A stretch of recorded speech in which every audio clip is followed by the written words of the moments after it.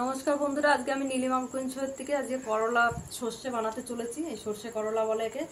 আমি করলাটাকে কেটে রেডি করছি, আপনারা দেখতে থাকুন আমি কিভাবে সর্ষে করলা বানাচ্ছি।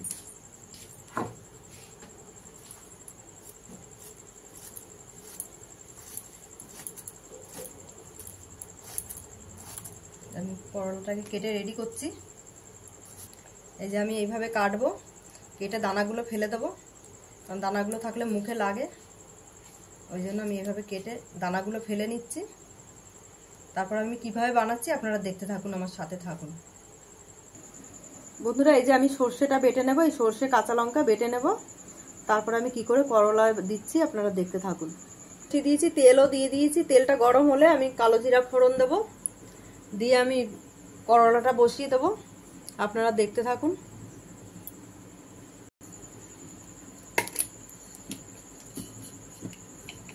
হয়ে গেছে আমার তেল গরম, এবার দিয়ে দিলাম কালো জিরা,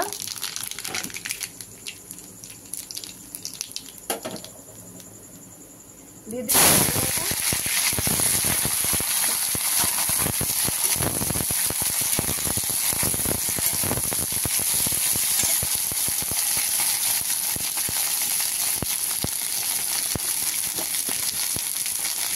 দিয়ে দিলাম হলুদ গুঁড়ো পরিমাণ মতো,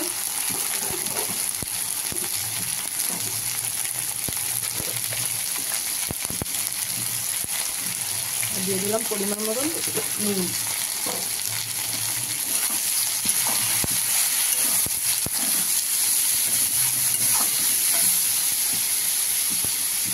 এবার আমি দিয়ে দেবো ঢাকা। হয়ে গেছে বন্ধুরা, এবার আমি সর্ষেটা দিয়ে দিচ্ছি। এই যে সর্ষেটা বেটে রেডি করে রেখেছি, এই যে সর্ষে লঙ্কাটা এবার ঢেলে দিচ্ছি আমি সর্ষে করলা। দেখুন